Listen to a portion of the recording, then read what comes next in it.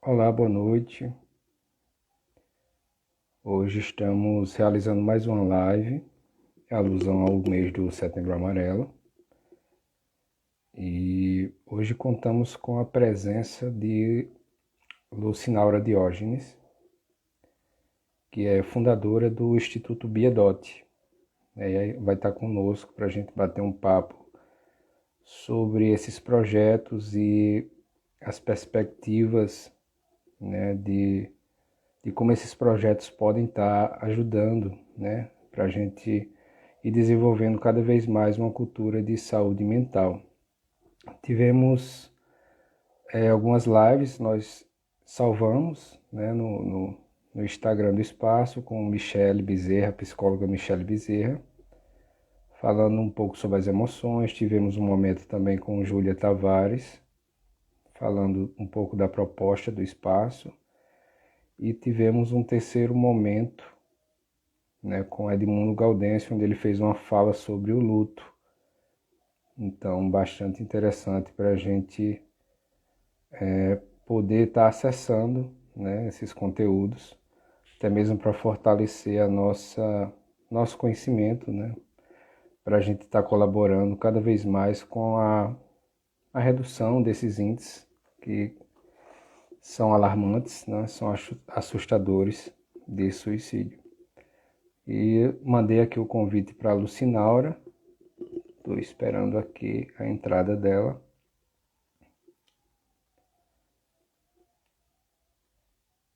Deixa eu só ver aqui.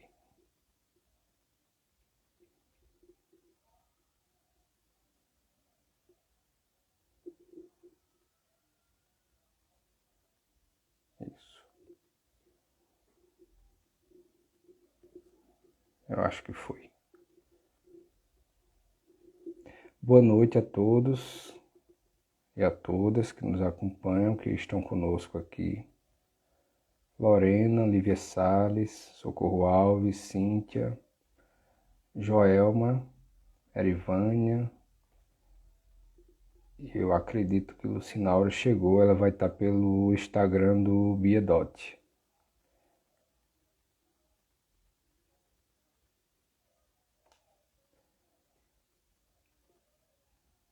Deixa eu só ver aqui como é que eu faço.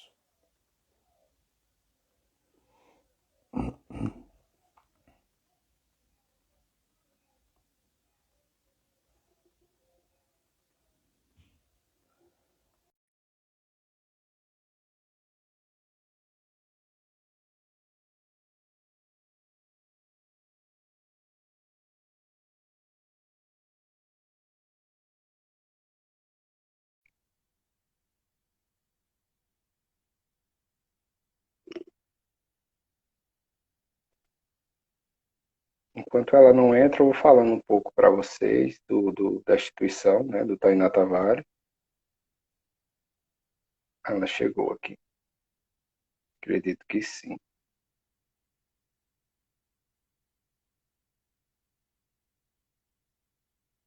Só não aparece a imagem, mas eu acredito que a tela já foi compartilhada.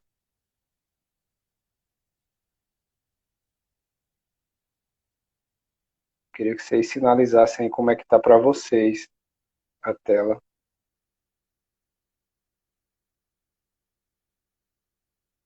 Agora ficou só uma tela. Então deixa eu continuar então, enquanto ela chega.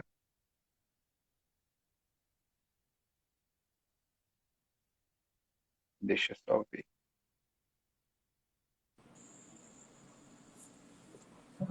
Olá, Lucinara. Olá, difícil. Que ótimo esse encontro. Que bom que deu certo, porque eu estava solicitando e não completava. Tudo Uhum. bem? Tudo ótimo. Boa noite. Que bom, boa noite. Bom, Que bom podê-la tê-la conosco, é uma né? satisfação. A última live a gente teve um problema no final de o áudio não chegava, né? Tanto Sim, o professor não me escutava como eu não escutava ele. São essas uhum, questões da internet, né? isso. Então, que bom novamente tê-la. E O, o, o, o Biedot, ele foi, né, e é uma referência para nós do Tainá Tavares, né, e nos alegra muito a sua participação. E eu queria que a gente fizesse esse momento, mas nesse sentido eu vou te lançando Uhum. algumas questões para você e captando tua percepção sobre isso. Primeiro, eu queria, né, saber da tua percepção, quando nós entramos no mês de setembro, e de repente a gente começou a ver slogans de pode falar, peça ajuda. De repente a gente não falava até o outro mês, a gente entrou em setembro, a gente tem aí uma enxurrada de informações que parece que as coisas mudaram completamente. E de repente a gente cria uma demanda, mas precisa dar conta dessa demanda, Uhum. né? E eu queria saber de ti, como é que você vê essa questão das campanhas do Setembro Amarelo? Com o passar do setembro, o setembro foi se encaixando e eu fui vendo que foi aliviando um pouco mais, né? Porque eu fui vendo outras propostas mais condizentes com a realidade Uhum. e com esse acolhimento do sofrimento. Aqui nós tivemos avanços significativos, né? A primeira-dama e outras pessoas envolvidas na saúde mental que criaram espaços e estão levando isso assim. Que bom que essa campanha tem sido bem substancial a nível de Campina Grande. Mas eu queria saber de você, né, nesses projetos que acontecem o ano todo, como é que você vê a campanha do Setembro Amarelo? Bom, é fato que essa campanha ela começou mais ou menos em 2015 e ela veio se fortalecendo. Tem dois lados, né?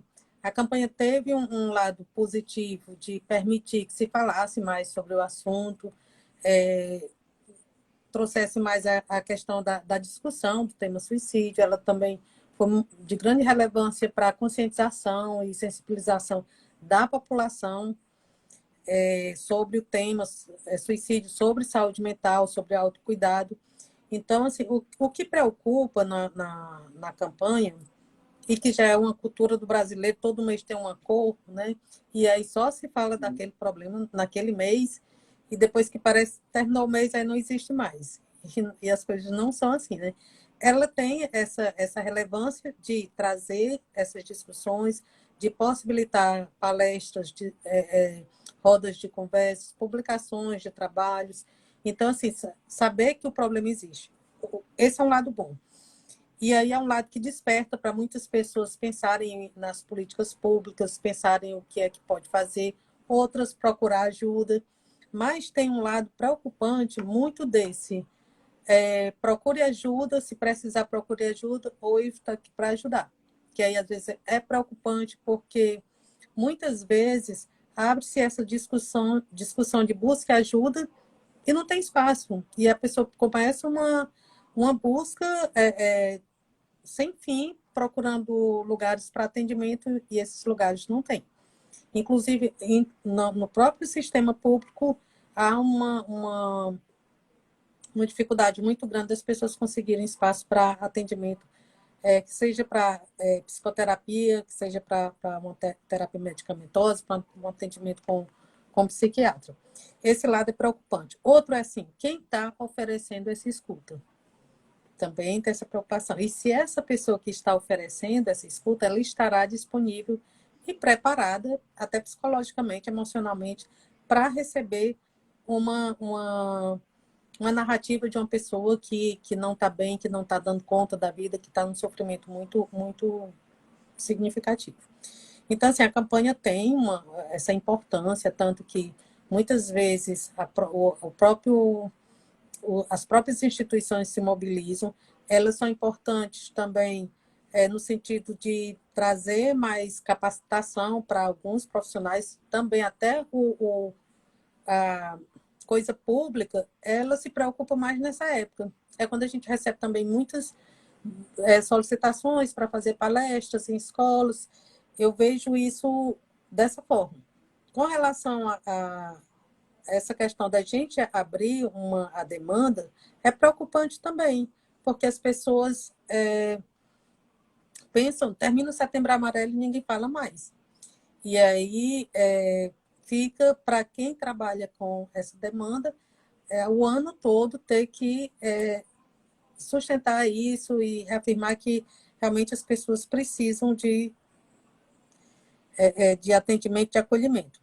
Então, eu acho importante que se fale também durante as campanhas de políticas públicas, que se peça a implementação da Lei 13.819 de 2019, que é a lei que institui as políticas públicas. Muito pouco tem se falado nessa lei durante essa campanha, né? E me preocupa também essa coisa de ser só um mês. E as pessoas pensarem que um mês é suficiente para isso. Mas, por outro lado, eu entendo que a gente tem no Brasil essa política, essa cultura de trabalhar grandes questões de saúde pública, grandes questões de interesse da população em um mês. Então, cada mês tem uma cor e cada mês tem um propósito para se trabalhar. Uhum. Lucinaura, há quantos anos existe o Biedote? E pela obra que você me mandou e eu li, né? Viver a Morte e Viver de Novo, você traz a questão da dificuldade de falar sobre o luto, né? A dificuldade de falar sobre o sofrimento. Sim. E queria saber de ti, com esse tempo do Biedote, com certeza existe aí vários chamados, né? Várias discussões. Se você percebe assim esse tabu, se ele vem falar sobre sofrimento, falar sobre suicídio, falar sobre luto. Inclusive tem um projeto de vocês, né? Eu queria que você falasse mais adiante. Mas se você percebe que a gente consegue ir assim, abrindo espaço, abrindo campo de fala, disputando mesmo essa narrativa.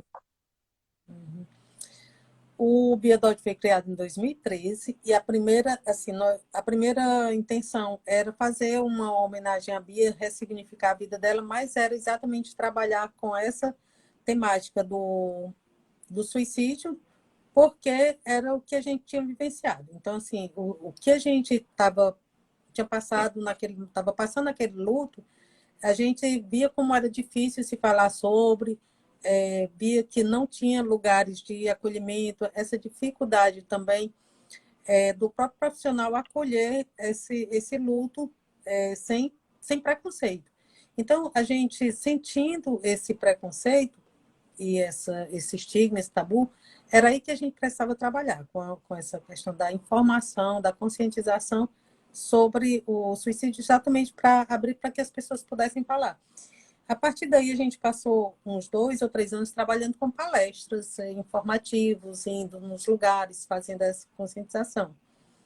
E aí foi que a gente percebeu que o problema era muito mais amplo, era muito maior. As pessoas podiam ter conscientização, mas o lugar de acolhimento era que dificultava também. Era possível que a pessoa não tivesse mais vergonha de dizer como estava se sentindo e querer buscar ajuda, e a dificuldade vinha na busca de ajuda. E foi a partir de 2015 que a gente abriu o serviço de atendimento psicológico. Atualmente, a gente atende 128 pessoas em processo de psicoterapia, e fora os acolhimentos e triagens que a gente faz, que são em outros horários.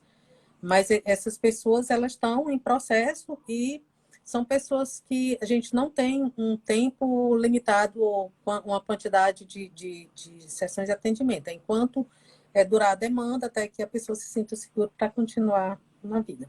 E a nossa maior demanda realmente é a ideação, suicídio, os transtornos relacionados. E o que a gente entendia na época era que a gente precisava criar um canal que a pessoa não precisasse passar por outro lugar ou ser encaminhado por alguém para chegar a um serviço de psicologia. E aí foi que a gente criou esse protocolo da própria pessoa, a própria família, fazer a ligação, fazer o cadastro e dar continuidade a esse atendimento sem ter toda necessidade de passar primeiro por alguém para ser encaminhado, ou que seja a gente percebia na época, agora está até mais aberto, assim, que os planos de saúde também tinham essa questão, se passar por um médico para ser encaminhado para o serviço de psicologia, como também no próprio sistema, que você teria que ter uma porta de entrada para depois ser encaminhado, né? E aí eu acho que é uma facilidade. Isso facilita até para que a própria pessoa, o próprio paciente que se sinta numa situação de adoecimento mental, ele procure por si só. E acontece muito, é impressionante, principalmente o adulto jovem, ele faz isso. Procure, e outra facilidade que a gente tem, assim, de uma mãe perceber que um adolescente está no processo de sofrimento, está se automutilando, ela liga e a gente faz uma psicoeducação com a mãe e faz esse atendimento mais rápido e mais facilitado, sem ter que passar por vários caminhos para chegar a um psicólogo. Outra coisa que você tinha falado era sobre o trabalho? Isso. Sim. Quando a gente abriu o Instituto e abriu a clínica social, eu vi essa necessidade de fazer parte disso também, porque eu achava assim que não só a minha vivência, a minha experiência permitia que eu falasse sobre prevenção do suicídio e pós-venção. Esse foi um dos motivos que eu voltei para a faculdade para fazer psicologia. E aí foi a minha primeira questão. Você entra na faculdade e pensei assim, não, eu vou estudar luto, vou estudar suicídio, vou me aprofundar nesses temas, e não tinha nada nesse caminho, né? Então, tudo que eu fazia, e que eu via uma oportunidade, eu entrava nesses temas para fazer seminários e tal. E aí, o meu TCC eu me aprofundei no luto por suicídio, exatamente para ver essas especificidades. De certa forma, era uma coisa que, para mim, poderia ser difícil, porque eu estava estudando alguma coisa que tinha me atravessado e que me atravessava ainda, mas eu procurei, assim, de muitas formas, tentar me distanciar e fazer isso como pesquisa, para que eu não colocasse minhas percepções naquele trabalho. Mas você acaba, de uma forma ou de outra, colocando alguma coisa das suas vivências, não na pesquisa, mas pelo menos na introdução e na conclusão, né? Então, para mim, foi muito importante estudar o luto por suicídio. Eu já vinha coordenando o grupo de apoio às famílias sobreviventes, que é um trabalho que eu gosto muito de fazer, porque é um local assim de partilha, de narrativas, de construção de significados, de ressignificação, como é que a gente se adapta à vida depois de uma tragédia, de uma morte violenta e de uma morte que traz muitos julgamentos, tabus. Esse grupo, assim, para mim, eu acho que é um dos trabalhos mais significativos do Instituto, o grupo de apoio, porque você acolhe, depois de um suicídio, é muito difícil para a família se reestruturar, se reorganizar e se adaptar à vida para continuar. Então, o trabalho é mais nesse sentido. E muitas vezes a gente não pensa nisso, nessa questão. Se os números são altos, são gritantes, existe também um número por trás dos sobreviventes, como você falou, né? Sim. Então, esse espaço realmente é muito rico. Você falou na questão desse caminho de se chegar até um profissional ou a um serviço de psicologia, né, do psicólogo, da psicóloga, e ainda existe um certo estigma ou um desconhecimento das pessoas, né, para recorrer a um profissional nesse tipo. E tem um projeto de vocês que eu acho fantástico, até sugeri a Cíntia, bota lá o nome da live no projeto Terapia na Cidade, mas a gente vamos mudar o contexto. E nós pensamos também, né, em ampliar não tenha mais, trazer para cá, porque, quer queira, quer não, a gente leva essa ideia para abre, né? Como se a gente Sim. abrisse e isso mostra também uma outra cara, né? Isso mostra também Uhum. as possibilidades e que não precisa aquela visão de um processo muito longo, muito Uhum. extenso, mas que naquele momento podem ser resolvidos problemas, Sim. pode ser passado orientações. E eu queria que você Uhum. falasse um pouquinho desse projeto, como surgiu e como é que acontece. Pronto. Esse projeto também surgiu nesse pensamento de aproximar mais a pessoa da figura do psicólogo, dessa questão de saber como é um atendimento, como é um acolhimento. E aí a gente pensou em levar o psicólogo para a praça, né? Aqui tem uma praça que ela é muito popular, assim, democrática, que é a Praça do Ferreira, e é uma praça no centro da cidade onde as pessoas que vão ao centro vão passar por ali, de alguma forma. E a gente teve a ideia de levar 2 psicólogos por semana, final de semana, todo sábado a gente ia com a cadeirinha lá, colocava as duas cadeiras, uma mesinha, um lencinho e uma lousa com a psicóloga aqui e tal. E era muito interessante, porque às vezes as pessoas achavam ali estranho, perguntavam o que é isso e tal, e a gente ia explicar, não, isso é um atendimento psicológico. E as pessoas iam mesmo, não só pessoas em situação de rua, mas pessoas que tinham ido ao centro da cidade fazer alguma coisa, ou então pessoas que ouviam que estava vendo esse projeto lá e aí ia diretamente. Teve casos assim de uma mãe levar um filho que porque ouviu e ela estava naquela situação de muita angústia e desespero, não sabia para onde levar, levou. E normalmente a intenção não era encaminhar as pessoas para o atendimento do instituto, que já estava bem é, é, com muita demanda, mas assim, em alguns casos, quando era muito significativo, a gente encaminhava. Então, era esse terapia na cidade, ele tanto permitia a pessoa que estava passando por uma angústia, uma questão que podia ser é, resolvida mais assim com um acolhimento, e como as pessoas que tinham curiosidade de saber como é você sentar e falar para alguém o que é que está sentindo, trazer as suas queixas, né? Esse projeto ele só foi suspenso, pausado, quer dizer, no afastamento social. E aí, quando teve esse afastamento, a gente passou a fazer alguns atendimentos como plantão psicológico online, que era naquele momento que as pessoas estavam muito angustiadas, quando todo o nosso atendimento passou a ser online, e aí começaram a surgir várias demandas, a gente abriu um plantão psicológico, e aí a gente resolveu voltar com terapia na cidade online, até ter segurança para a gente, para quem fosse ser atendido, de voltar ao modo presencial. Mas era um trabalho muito interessante, porque você tinha contato direto com as pessoas e você percebia como as pessoas faziam para chegar até ali.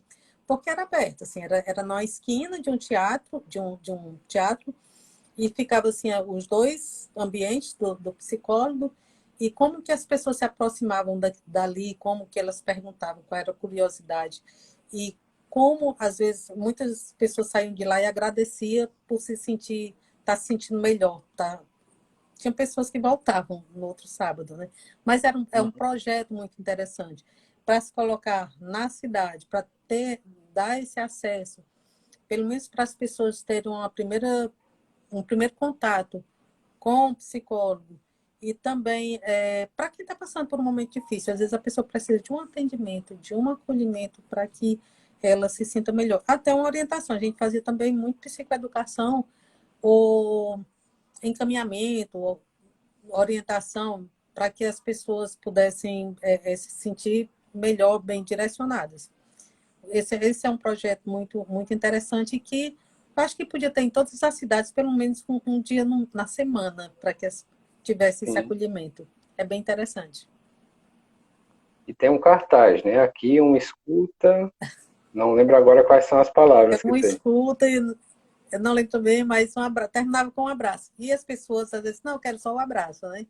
É um Uhum. projeto assim que tem muito essa troca de experiências. É muito interessante. Tem um videozinho também que é bem legal, que está na página do Instituto. Então é isso. Eu acho assim que, ainda sobre a campanha, a gente precisa mudar o tom da campanha, precisa mudar essa questão do pessoal. Você pede ajuda e eu estou aqui para ajudar. A gente precisa procurar que as políticas públicas, essa lei, que ela seja realmente implementada e que as pessoas tenham acesso à saúde mental. Não é quando está no polo, naquele polo que está adoecido, que está já achando que a vida não tem mais jeito, que não dá conta da vida. É quando está começando a sentir os primeiros sinais, os primeiros sintomas que alguma coisa não está bem. Porque o que a gente vê muito é assim, quando a pessoa já está num processo de depressão profundo, ou quando está numa ansiedade já bem é, é, significativa, é que a pessoa vai procurar, ou ter essa porta de entrada para o serviço, né? Então, é importante que a gente comece também, já que essa campanha deve continuar, mudar o tom dessa campanha para que ela seja também, ela comece a ver de outra forma.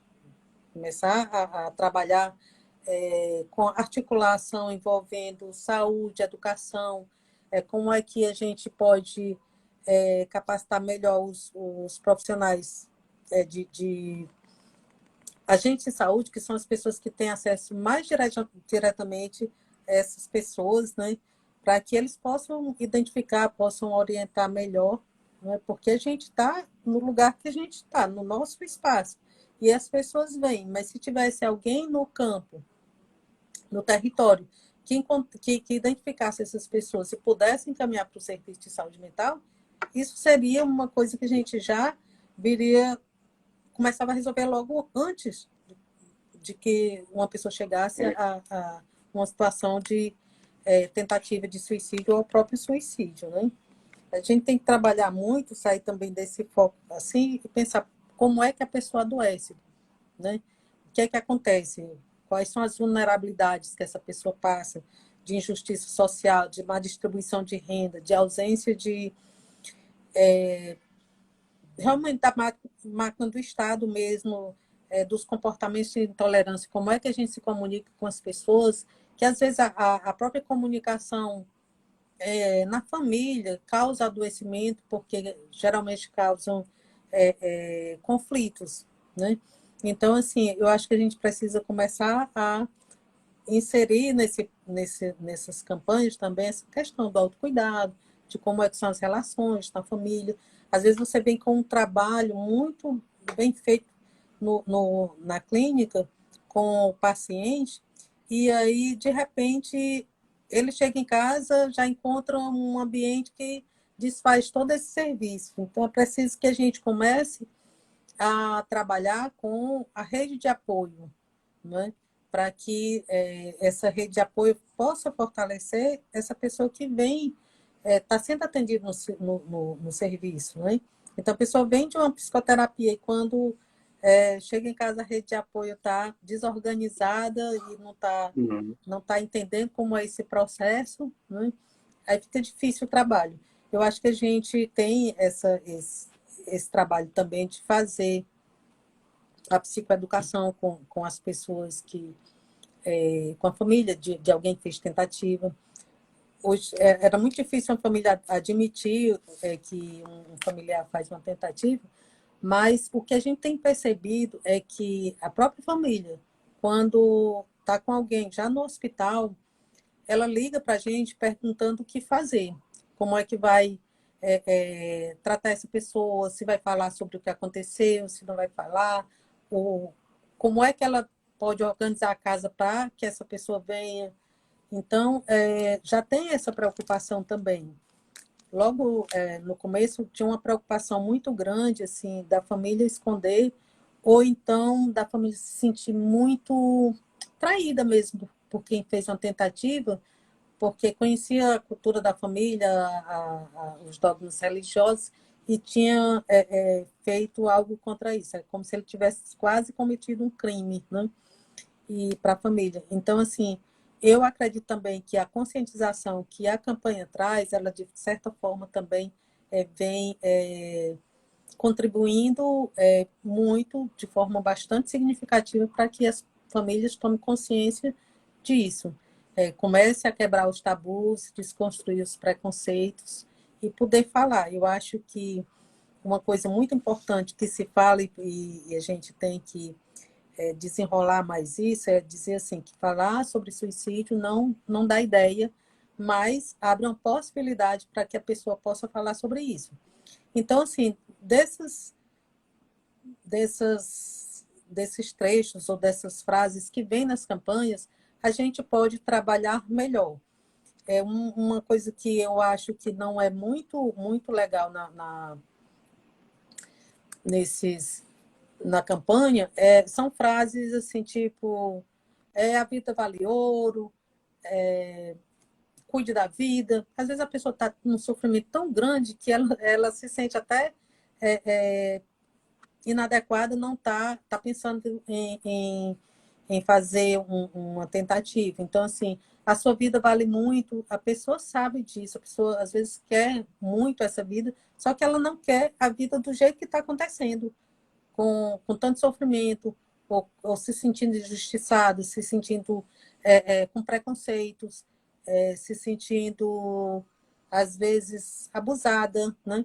Então, a gente precisa também entender que não é só, eu estou aqui para falar, ou então a sua vida vale ouro, cuide da sua vida, escolha a vida, não é uma questão de escolha.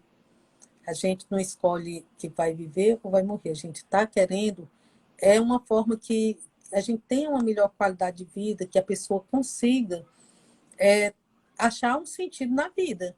Porque uma adolescente que está sendo abusada dentro da própria casa e que não é acreditada por outras pessoas, como é que essa pessoa encontra colo, encontra acolhimento, encontra entendimento, né?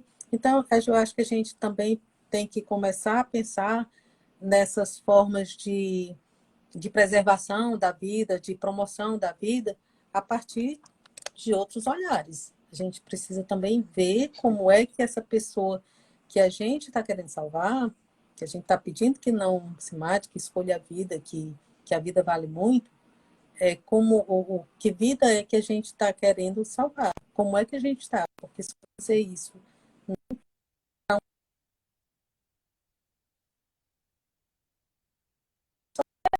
né? Que a gente veja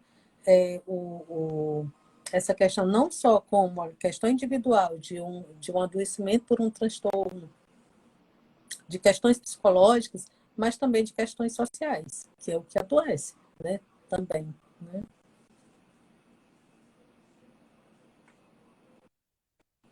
Hum, tá cortando um pouco. Eu acho que isso dá a ideia do Tá nosso. ruim. Eu vou ver se eu Desculpa.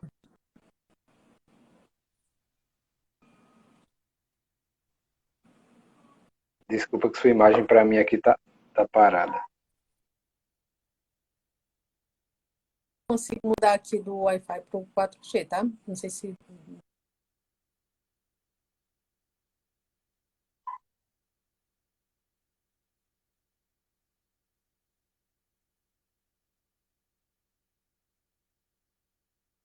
No sinal, não sei se você está me ouvindo,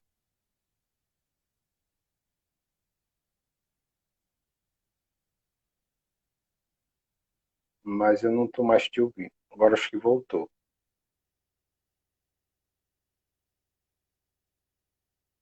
Deve ser um probleminha na internet.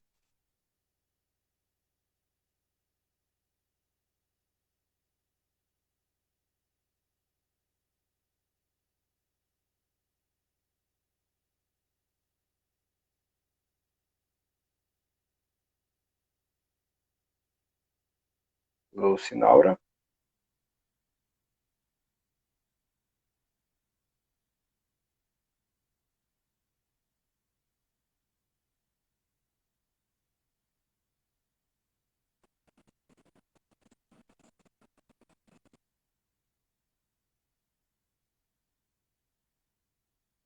E parou aqui.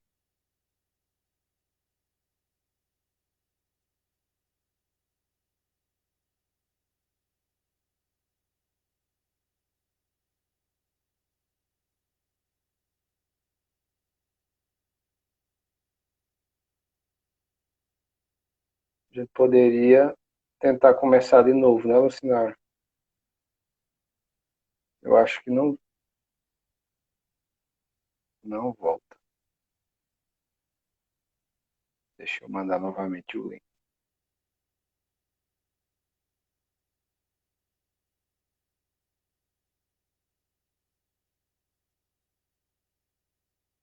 Para vocês que estão nos assistindo, parou também para vocês aí? Deu interferência?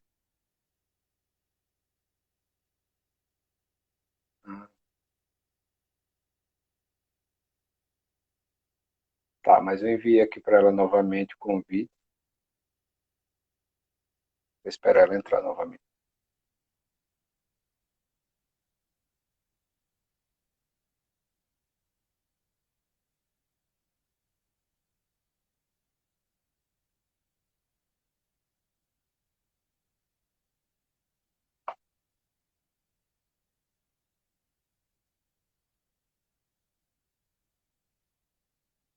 Cíntia está por aí. Mariana.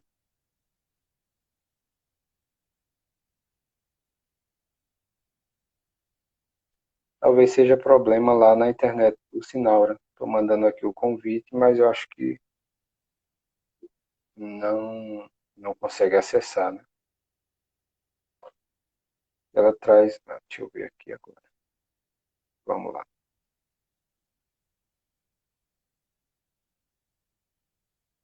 Vamos ver se volta. Eu acho que Voltamos.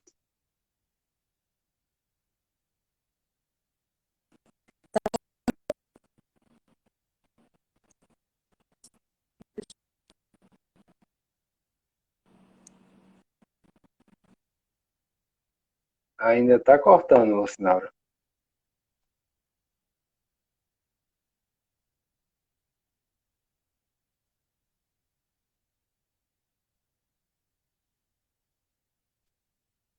Tipo, parece que agora vai dar certo, mas para mim aqui fica só como se a imagem estivesse carregando. Não escuto ela. Não sei para vocês aí como é que aparece.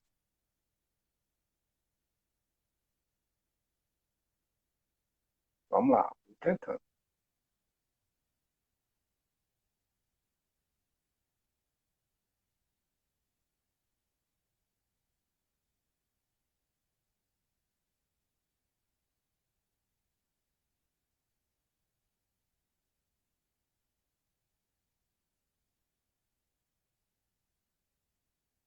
Isso.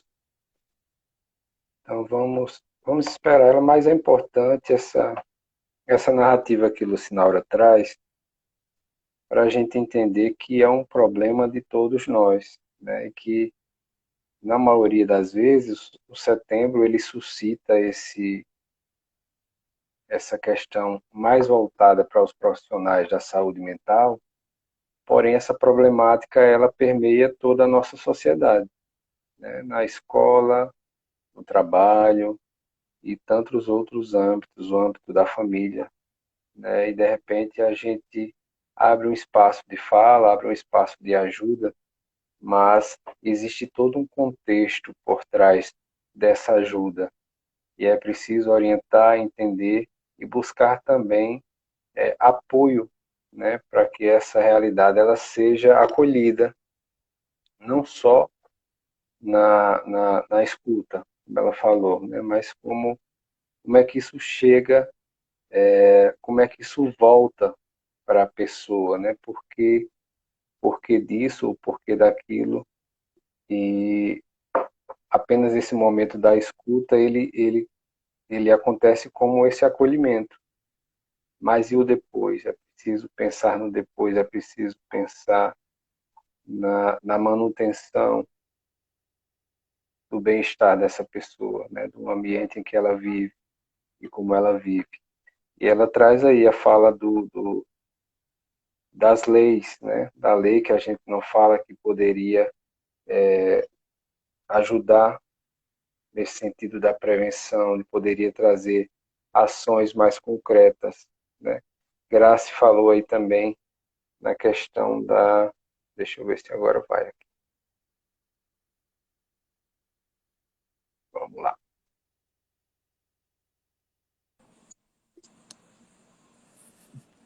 Nem sei mais se eu, se você está me vendo.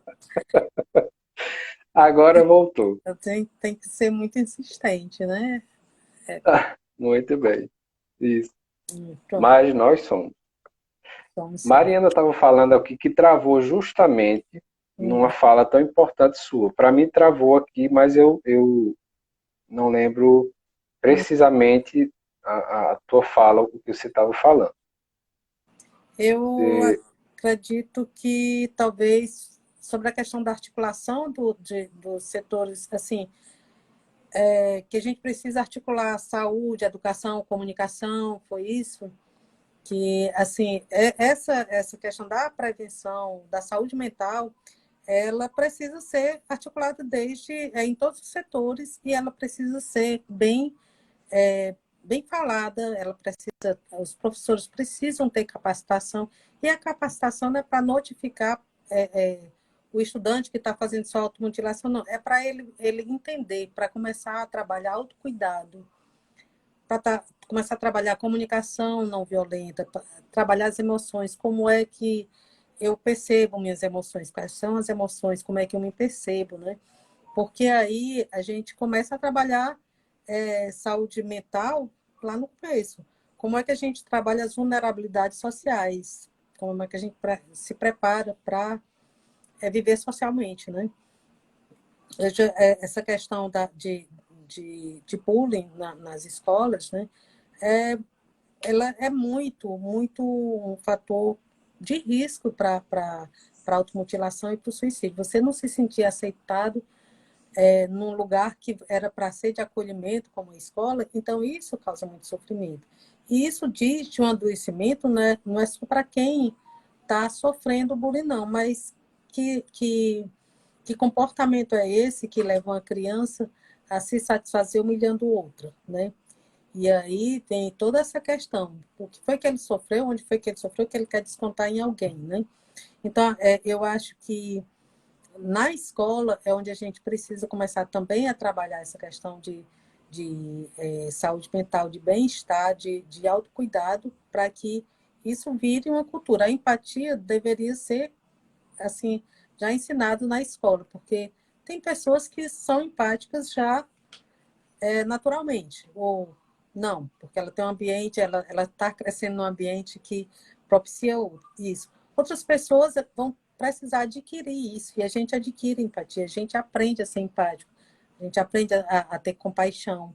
Então, assim, eu acho muito importante que tenha o envolvimento de todos os setores e que não se pare no setembro. Você disse assim, o setembro é como se o setembro, o suicídio só acontecesse no setembro, né? Eu acho importante a campanha, como eu já disse, mas eu acho que dentro assim, do nosso ambiente, cada pessoa na sua profissão, na sua casa, no seu território, trabalhe isso o ano inteiro, porque agora eu já sei que se faz prevenção de suicídio, quais são os fatores individuais que levam uma pessoa, como é que eu posso ajudar alguém. Então, assim, eu posso começar a fazer isso, multiplicar com outras pessoas durante o ano todo, né? Eu acredito que a gente precisa também começar a falar dessas questões da vulnerabilidade social que leva a um adoecimento, como é que a pessoa começa a ser uma pessoa que está em sofrimento, saúde mental tá comprometida, como foi que chegou, não chegou de repente, a gente sabe que tem uma questão tempo e espaço, né? Então, ela não adoeceu de uma hora para outra. Ela veio acumulando esse sofrimento não resolvido, né? É importante que as pessoas até saibam disso para que elas nessa nesse primeiro sofrimento, ela começa a procurar ajuda. E ela começa a entender que, não, eu não dou conta disso sozinha, eu preciso de alguém para me ajudar. Né? Normalmente, o ideal seria procurar um profissional qualificado. A questão da rede de apoio é muito importante. É muito importante você saber qual é a sua rede de apoio, você mapear, fazer um mapeamento da sua rede de apoio para que, na hora que você precisa, você saiba com quem contar. E outra coisa mais ainda, você fortalecer a sua rede de apoio. Porque se você se isola, se você não comunica, se você... Aí, quando você está numa situação difícil, qual é a rede de apoio que você tem? Né? Então, assim, precisa articular rede de apoio, precisa fazer boas comunicações com famílias, com colegas, com amigos de trabalho, porque essa é a rede de apoio que vai estar presente numa situação que você se sinta mais vulnerável, que você se sinta em risco.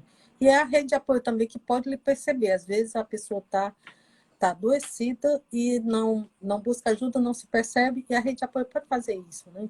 Então é importante demais que a gente entenda como é que esse processo de socialização se dá para que a gente esteja inserido nele. Você falou aí num percurso, né? Ninguém adoece do dia para a noite. Uhum, Existe um percurso aí de adoecimento, né? uhum. E parece que vai ficando, cada vez mais vai ficando mais, as pessoas vão evitando, parece que vai incomodando cada vez mais ver pessoas em sofrimento, porque o sofrimento não existe. Nós vivemos felizes o ano todo, nós vivemos felizes o tempo todo, nós postamos fotos maravilhosas, né? Nós vivemos uma vida sem sofrimento. Então, sofrer, né, está fora daquilo que é esperado. Né? Não Então, cabe, né? não cabe. Né? Uhum, Então, assim, existe essa questão do sofrimento e não ser percebido, acredito que uhum, seja isso, não se perceber porque incomoda. uhum, Né? E eu queria usar também uma frase que a Grace falou: quem cuida também precisa entender bem. uhum, Né? E muitas vezes esse entender bem é justamente o que você falou. Existe um contexto por trás e que muitas vezes as instituições não têm muito, vamos dizer assim, a gente trabalha com o que a gente tem, né? uhum. Nesse sentido de prestar esse apoio. E queria aproveitar também para falar, para você te perguntar sobre essas dificuldades, né, que vocês percebem aí. Essa dificuldade, você já falou da questão da articulação com a rede de apoio, né, que é muito crucial essa rede de apoio, mas assim, vocês sentem essa dificuldade dessa articulação, né, da pessoa que chega para um momento que a pessoa começa a caminhar e essas dificuldades vão impactando na vida da pessoa. Cortou um pouquinho o teu áudio, mas eu acho que deu para juntar a fragmentação.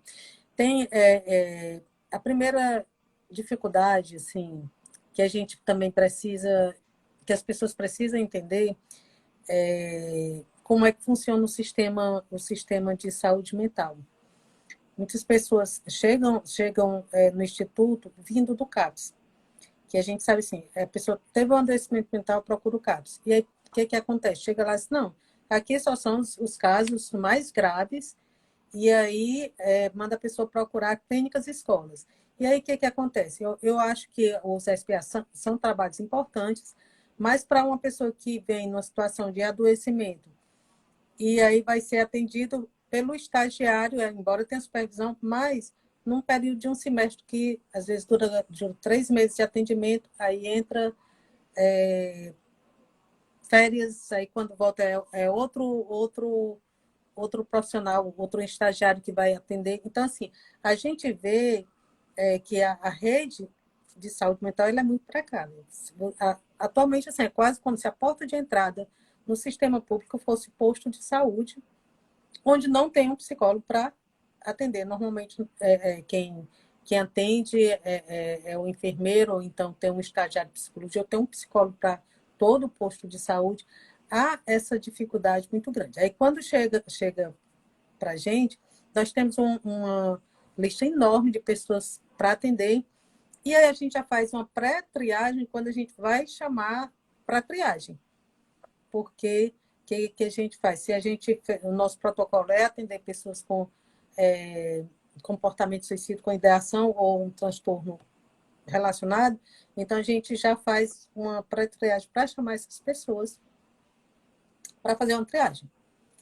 O que a gente tem feito assim, dentro do nosso protocolo é já nessa triagem, é a gente fazer um acolhimento para que a pessoa não sinta que está totalmente abandonada sem nenhuma assistência. O que tem a gente tem visto assim muita sociedade civil se articulando para isso, para esse atendimento, se articula para assim muitos serviços que foram implantados pela sociedade para fazer um trabalho que deveria ser complementar ao sistema público, né? E aí a gente é muito esforço que a gente percebe. Por exemplo, tem o mapa de saúde mental que dá acesso às pessoas que procuram o serviço de saúde mental. E aí ele é feito online. O Instituto está inserido nesse mapa de saúde mental. E aí o que acontece? Uma pessoa de outra parte do país precisa de um atendimento, aí entra em contato com o Instituto. Então, como a gente está uma parte online e outra em atendimento presencial, a gente acolhe essa pessoa, mesmo que seja de outro estado, até porque ela veio por esse meio do mapa de saúde mental. O que eu percebo assim, uma dificuldade muito grande quando a gente abre para dizer que busque ajuda, a gente está abrindo uma demanda bem grande, porque aí está conscientizando a pessoa que ela precisa buscar ajuda. E aí a gente pensa, onde é que você vai buscar ajuda? Ensinar como é que você chega a um CAPS, assim, a pessoa pensa que pode chegar numa capital grande, você chega por território. O CAPS de um bairro pode não atender uma pessoa de outro bairro, porque ela tem que estar inscrita naquele território daquele bairro. Então, assim, não é tão fácil chegar no sistema público, não é tão fácil chegar no sistema privado, porque o acesso ao psicólogo ele tem um custo relativamente alto, não pelo custo da consulta em si, mas porque ela precisa ser semanalmente. Então, acaba sendo um serviço que você vai investir mais e está ficando cada vez mais difícil as pessoas investirem em saúde mental, porque elas precisam investir em alimentação, em escola, precisam investir em outras partes que são essenciais também e que são de sobrevivência, né? Então, a saúde mental, ela vai ficando mais para o ladinho, vai ficando, senão quando der, dá certo, ou então onde eu vou esperar uma vaga onde eu consiga fazer esse atendimento. Eu acredito que na situação que a gente está passando, cada vez mais as pessoas vão sentir se sentir mais adoecidas, se sentir mais precisando de acolhimento, de um trabalho realmente de saúde mental, mas eu acho que nós teremos mais dificuldade ainda, sabe? Por mais que a gente tenha essa boa vontade, é preciso que sejam muitas pessoas mesmo, é preciso que a gente se articule muito bem e que a gente pressione para que essa política nacional de prevenção de suicídio ela seja implementada nas instituições públicas para que as pessoas tenham realmente um acolhimento digno, né? E quando você fala, a gente amplia bem mais essa questão dos cuidados, né? Uhum, sim. Porque a gente sai daquela frase lá entre mitos e verdades, o que fazer, o que não fazer, Uhum. né? E a gente adentra na realidade de quem está lidando todos os dias com essa questão. A gente passa para a vida, né? Como é na vida real, como é que essas coisas funcionam. Muitas vezes você precisa que encaminhar o paciente para um psiquiatra e a pessoa diz, mas como? Onde é que eu vou conseguir? Como é que eu vou conseguir pagar? Aí você consegue um psiquiatra Aí como é que vai comprar medicação? E assim, tem toda uma questão. Você não consegue resultados bem satisfatórios se não for um serviço, uma psicoterapia que funcione em rede. Porque você não pode trabalhar só com o paciente, só no consultório. Tem toda uma demanda na vida dele, né? E ali na família. Tem toda uma questão econômica que a pessoa precisa dar conta, né? Então, tem essa dificuldade. Eu vejo muito a questão da saúde mental e da prevenção mesmo no suicídio, não só como uma questão individual, mas como uma questão econômica, social e política. E a gente precisa ampliar esse olhar na campanha e mudar o tom da campanha dessa de a vida vale ouro, salve a sua vida, a vida vale muito, escolha a vida. É isso que a gente está fazendo, a gente escolhe a vida, mas precisa que seja uma escolha que a pessoa não continue em sofrimento pro resto da vida, né? Que aí é muito árduo esse caminho, né? E a vida de quem, né? Sim, Escolha a vida de quem. A isso gente está falando a vida de todos, né? A gente está incluindo todos. exatamente. Qual vida importa? Porque é muito, assim, a gente vê as pessoas em situação de rua, não é? Que vida a gente precisa salvar? Quais são as vidas que a gente está salvando, né?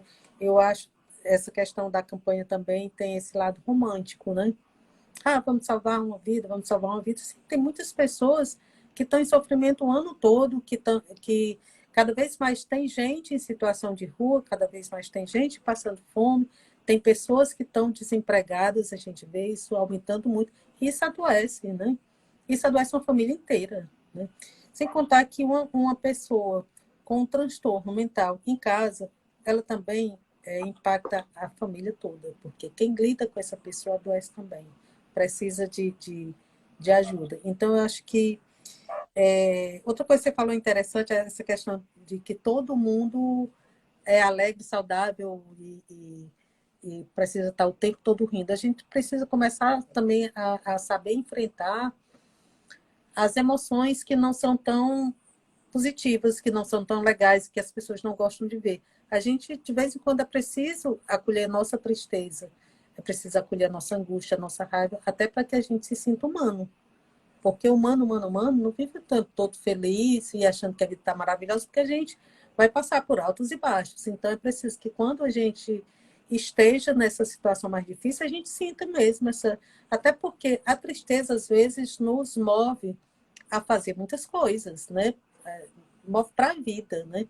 Então, é preciso que a gente acolha, que a gente saiba acolher, que a gente perceba mesmo, sabe, por que é que eu estou triste, né? Quando você não sabe explicar por que a tristeza, isso preocupa muito. Mas se você está triste porque não conseguiu passar na seleção, você não conseguiu um emprego, perdeu alguém importante, é muito natural que você se entristeça, que você acolha e reconheça essa tristeza, né? Não é preciso que a gente esteja o tempo todo alegre e satisfeito para mostrar que essa é a cara que deve aparecer na internet. É lógico que ninguém quer ver alguém chorando, porque isso lembra que a gente também tem momentos difíceis, né? Mas é muito, Isso, e a gente vai entendendo que o adoecimento do outro, em algum ponto, nos adoece, sim, né? E isso vai nos construindo também enquanto seres sociais, né? Que a gente sim, tem esse compromisso conosco e com o outro.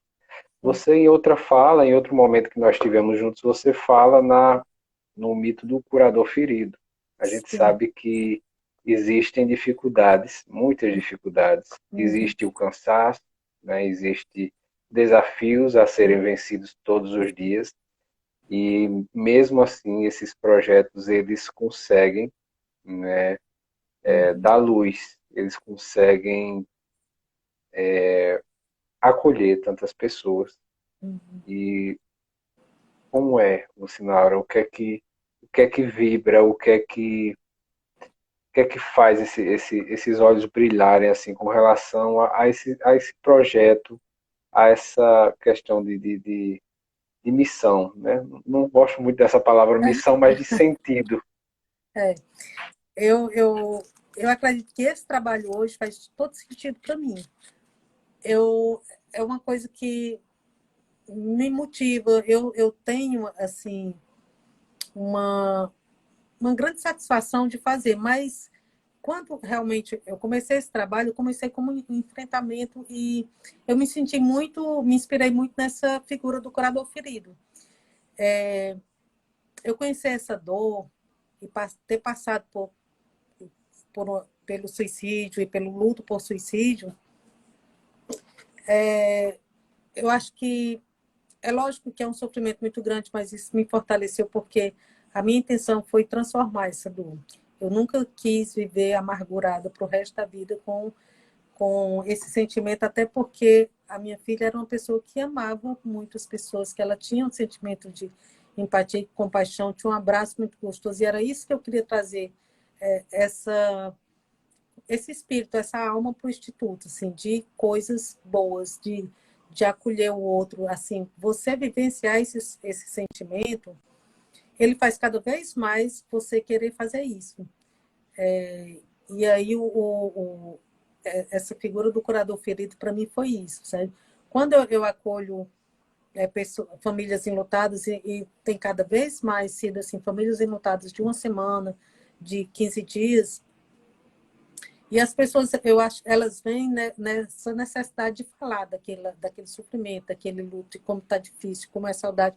Mas elas perguntam uma coisa bem interessante: quando é que essa dor vai passar? Eu não sei. Vai depender de muitas coisas, de como você vai enfrentar, de qual era a sua relação com essa pessoa. Então, assim, a gente não pode prometer nada, porque é uma construção, é uma reconstrução, como se você tivesse derrubado sua casa e fosse começar a fazer de novo, que aí o negócio está mais desorganizado ainda. Eu acho que o sentimento é esse, de quem perde alguém, uma pessoa muito querida por suicídio. É como se você estivesse fazendo uma reforma na sua vida e precisasse levantar tudo de novo, né? Então, eu tenho eu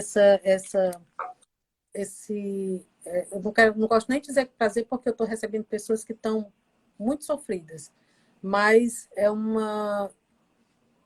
eu gosto de fazer uma coisa que me deixa feliz, assim, eu encontro sentido nisso. Gosto muito de acolher, de escutar, de deixar falar, e também de falar de outras experiências, e também falar de uma esperança, de que esse luto, ele vai, é como se fosse uma montanha russa, e a pessoa vai se vendo também como reconstruir e se adaptar à vida. Eu fico muito grata à vida, não à pessoa, mas quando alguém entra lá, chega assim de uma tentativa com a ideação muito forte e meses depois, não vou dizer, não é dias, não é semana, é meses mesmo depois, a pessoa recebe alta e diz assim: hoje eu estou feliz, hoje eu saio daqui seguro e tal, e agradece. Agradece por ter enfrentado, ter passado por essa ideação e estar vivo. Muitas vezes as pessoas fazem isso. E assim, uma das coisas que, para mim, eu não espero e nem preciso é que nenhuma pessoa atendida pelo Instituto tenha essa necessidade de agradecer, porque é um propósito meu de oferecer. Para o que eu estou oferecendo, eu não preciso que alguém reconheça isso e seja grato. Porque só em saber que a pessoa já está numa situação melhor, está vivendo melhor, isso já me deixa satisfeita, já me deixa, assim, realmente está valendo a pena. Isso vale a pena. Que bom. Eu acho que é o E sentimento de você, vocês também, né? isso, isso.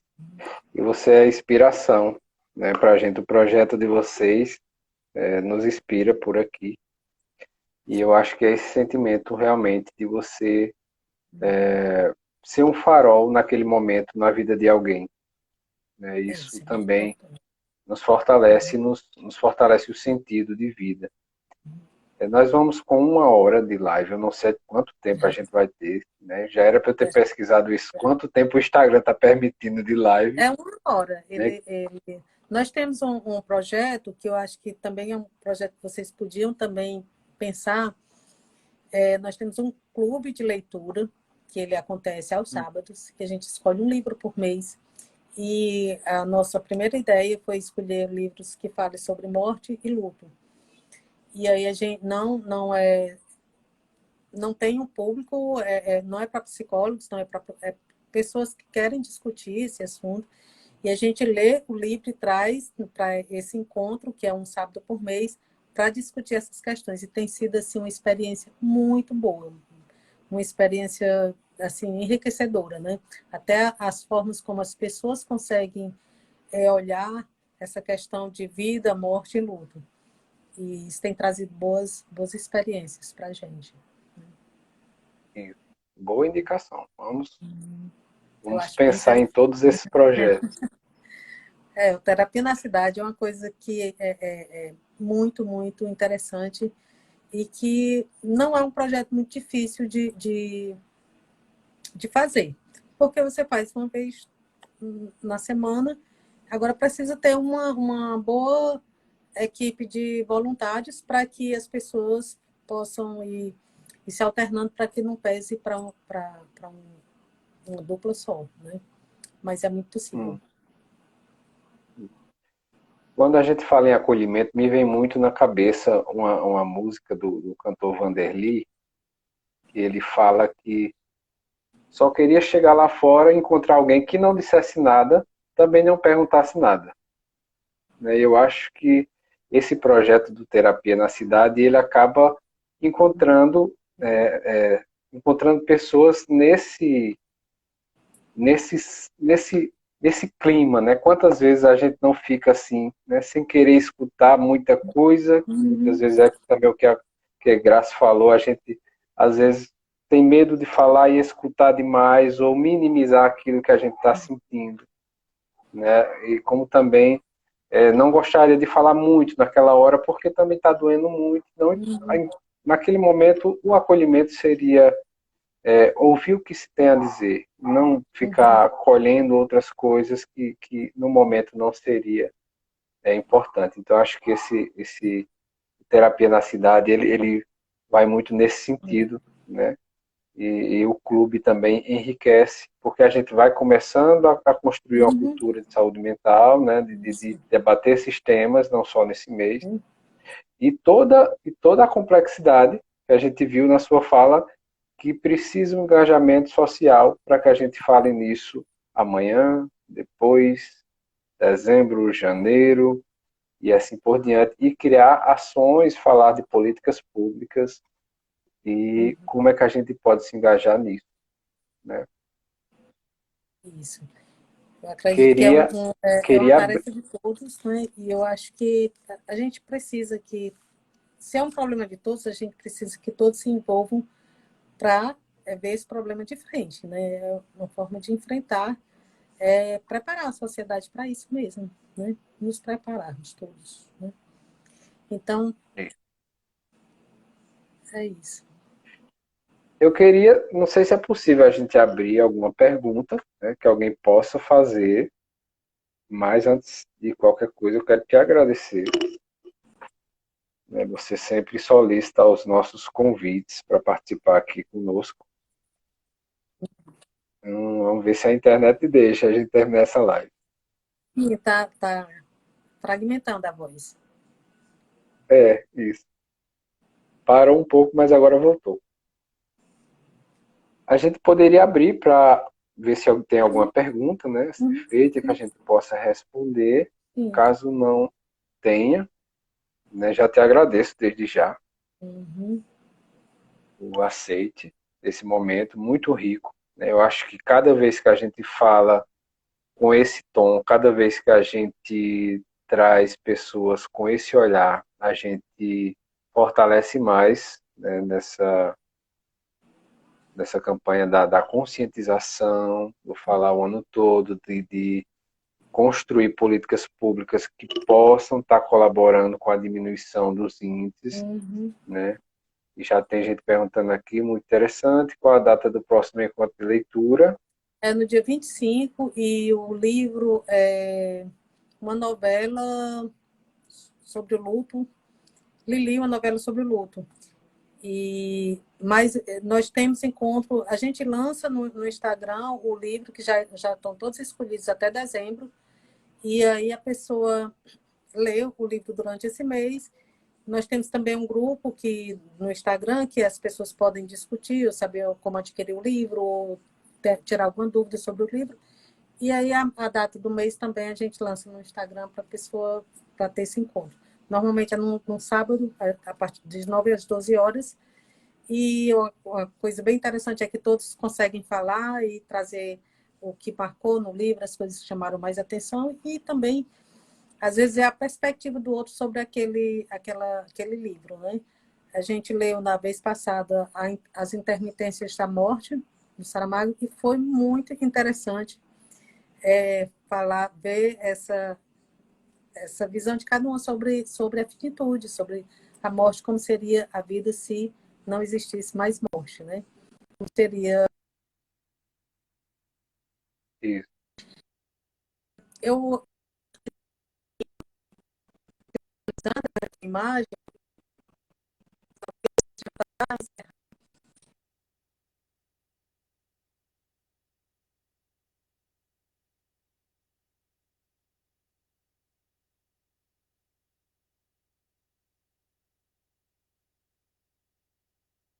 Na internet não.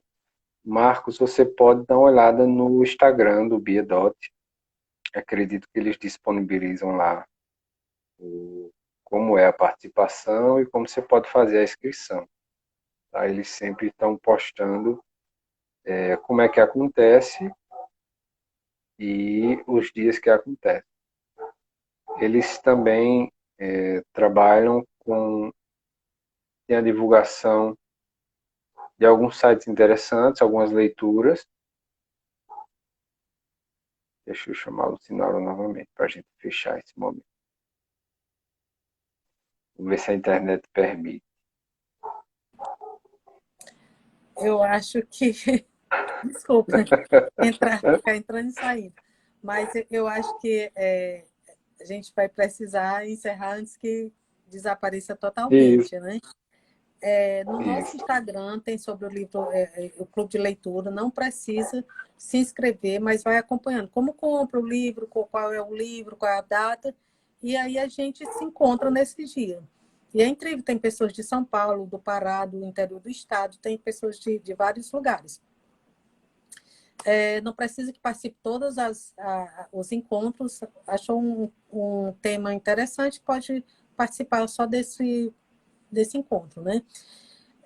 Eu acho que talvez a gente precise fechar, porque o negócio está difícil aqui, né? Se manter. De vez em quando eu vejo já sair, Isso. né?